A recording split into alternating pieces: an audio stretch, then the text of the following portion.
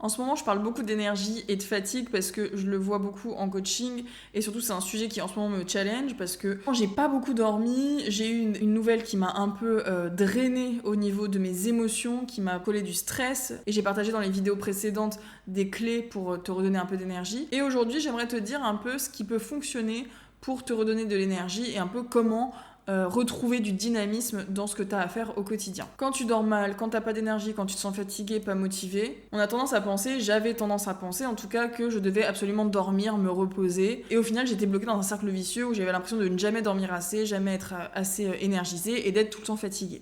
Je me levais le matin, j'étais crevée et vraiment mon réveil sonnait, ma première pensée c'était putain, je suis crevée quoi. Je pense que c'est le cas de beaucoup de monde. Il y a énormément de facteurs qui peuvent expliquer que tu es fatigué, que ce soit un manque de sens et d'alignement dans ton quotidien, ton alimentation, le manque de sommeil effectivement, mais aussi le manque de sport et de dynamisme.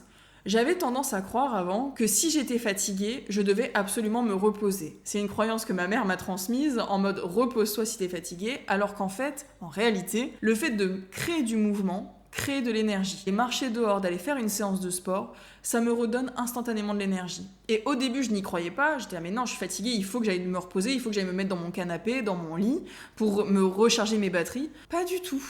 Vraiment, j'en fais l'expérience depuis maintenant quelques années. Dès que je suis fatiguée, je sais que c'est très dur, parce que c'est le premier pas le plus difficile. Je vais me forcer à faire du sport, à faire une séance de sport, à aller marcher dehors, à danser, à faire quelque chose qui va me faire bouger mon corps, et je sais que instantanément, à force de, ça me redonne de l'énergie. Avant, j'allais à la salle de sport, en fin de journée, j'étais fatiguée, je me disais, allez, c'est le moment, c'est le signal, je vais à la salle de sport, et à chaque fois que je faisais ma séance, à la sortie, j'ai été réénergisée, et après, je continuais ma soirée dans un meilleur mood, dans une meilleure humeur, et je me couchais beaucoup plus apaisée, et je rentrais dans un cercle vertueux à nouveau. Fais-toi une liste des choses que tu peux faire pour te donner de l'énergie à nouveau. Danser, faire du sport, faire du yoga, faire du stretching, aller marcher, sauter sur place, respirer un grand coup, faire une séance de méditation, une séance de respiration. Cette vidéo, c'est ton signal de si t'es fatigué, si t'as pas d'énergie, crée du mouvement, donne-toi de l'énergie. Ton corps, c'est vraiment ton moteur, c'est ton véhicule. En le nourrissant bien et en le mettant en mouvement, c'est là où tu changes les choses. Il y a aussi un exercice que tu peux faire, c'est de lister des choses qui te donnent de l'énergie instantanément. C'est pas forcément corporel,